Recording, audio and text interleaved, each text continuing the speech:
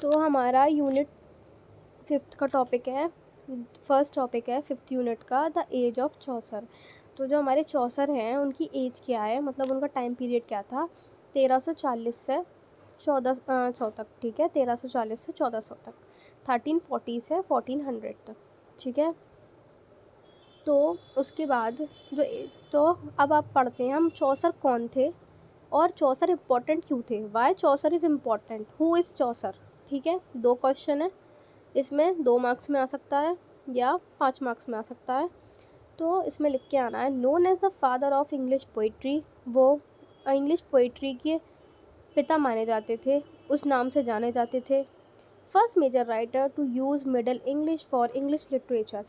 Serious literature के लिए, जो इंग्लिश की सीरियस लिटरेचर थी उसके लिए उन्होंने सबसे पहले क्या यूज़ किया था, एक पहले राइटर थे जिन्होंने मिडिल इंग्लिश यूज़ की थी। क्या यूज़ की थी, middle English. First major writer to use middle English for serious literature, serious literature के लिए मिडिल इंग्लिश उन्होंने यूज़ की थी। और presented a true picture of medieval English society. जो इंग्लिश सोसाइटी थी उसके लिए उन्होंने अपने वर्क में एक ट्रू पिक्चर दिखाई है, एक असली कहानी। ठीक है,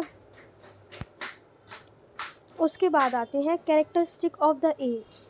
तो जो ये टाइम पीरियड था चौसर का, ठीक है, ये जो 1340 से 1400 तक का टाइम पीरियड जो था उसकी कैरेक्टरिस्टिक्स क्या क्या थी, कैरेक्टरिस्टिक्स। ठीक है, तो क्या था उसमें, फ्यूडल सोसाइटी थी।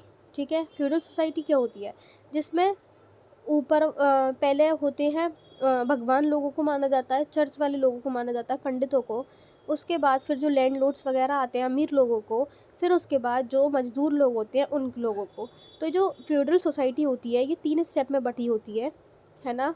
तो फ्यूडल सोसाइटी में बटी हुई थी उस टाइम पीरियड में, और करप्शन चलता था चर्च में और पॉलिटिक्स में। ठीक है, चर्च और पॉलिटिक्स में करप्शन चलता था। और इस एज में कैरेक्टरिस्टिक क्या हुई थी कि जो मिडिल क्लास लोग थे, जो गरीब लोग थे, वो राइज हुए थे, है ना। और ग्रोथ हुई थी, सिटी, कौन सी सिटी की ग्रोथ हुई थी, लंदन की। ठीक है, लंदन की ग्रोथ हुई थी इसमें।